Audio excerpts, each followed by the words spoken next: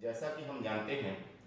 कि प्रभु श्री राम जब वनवास गए तो पूरे अयोध्यावासी उनके पीछे पीछे चल पड़े थे। तो आप कल्पना कीजिए कि जब अपने 14 वर्ष का वनवास समाप्त करने के बाद भगवान वापस अपने धाम अयोध्या को लौटे तो वन की क्या दशा रही होगी। तो राम से बिछुड़ने का वन की जो पीड़ा है उसी को मैंने कविता में पिरोने का प्रयास किया है। सुनिएगा कि 14 बरस तुमको सहेजा मैंने अपनी देह में। वन कहता है भगवान राम से,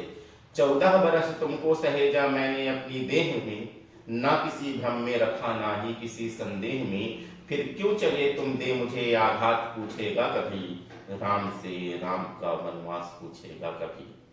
आए थे जब तुम प्रभु अपने महल को छोड़कर, आए थे जब तुम प्रभु अपने महल को छोड़कर, तुमको दिया मैंने शरण हर विघ्न बाधा तोड़कर, अन्न जल वायु सभी मैंने तुम्हें अर्पित किए, मुझको बिछाकर सोए भी तुम मुझे को ओढ़कर, रोते बिलखते वन का हर प्रालाप पूछेगा कभी, राम से राम का वनवास पूछेगा कभी।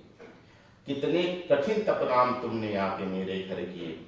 कितने कठिन तप राम तुमने आके मेरे घर किए, राम होकर आए थे श्री राम होकर चल दिए, और तुम कर सको लंका विजय इसलिए मैंने तुम्हें, तुम कर सको लंका विजय इसलिए मैंने तुम्हें, चुन चुन के सर्वश्रेष्ठ अपने रीछ और वानर दिए, तुम क्या ज्ञात मुझसे कर सके अज्ञात पूछेगा कभी, राम से राम का वनवास पूछेगा कभी।